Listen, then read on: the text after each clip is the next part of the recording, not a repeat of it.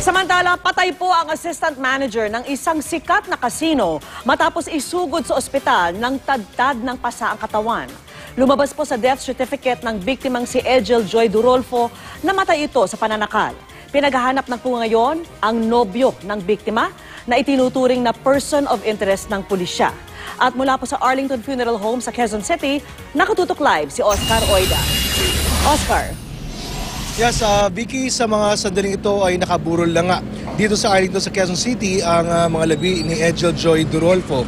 At bagamat maayos naman tayong tinanggap ng kanyang pamilya, no, nakiusap mga ito na wag muna silang i-interviewin at hayaan muna silang magluksa ng tahimik.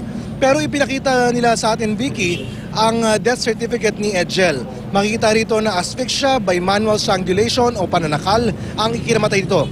Ayon sa Parañaque Police, tadtad ng pasa at walang malay si Edgel nang isugod sa San Juan de Dios Hospital nitong Biyernes ng madaling araw.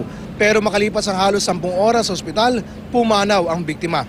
Sabi rin ng Parañaque Police, itinuturing ng person of interest ang fiancé ng biktima na si Rodney Inchausti.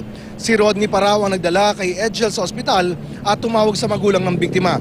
Assistant manager para sa VIP Premium Services ng Soler Resort and Casino si Edgel. Ayon sa Parañaque Police, may kuha ang CCTV ng hotel kung saan makikita na walang malay ang biktima kasama ang suspect. 3 iba pa ang kasama ni Rodney noon, sina Paul Egok, Molo Wang at Josibel Lim Oy. Nakipagtulungan na ang hotel sa investigasyon ng kaso at nagpaabot na rin sila ng tulong sa pamilya ng biktima. Nananawagan naman ang pamilya kay Rodney na lumutang at ipaliwanag kung ano ang nangyari sa kasintahan. Ayon sa pamilya, 2 beses na raw itong nagsabing magpapakita sa kanila, pero hanggang sa mga sandaling ito ay hindi pa rin daw ito dumarating. Samantala, Vicky, nakikiusap o nanawagan ng pamilya sa mga nagpo-post sa social media na maging responsable dahil napakarami na raw spekulasyon ang kumakalat dito. Vicky?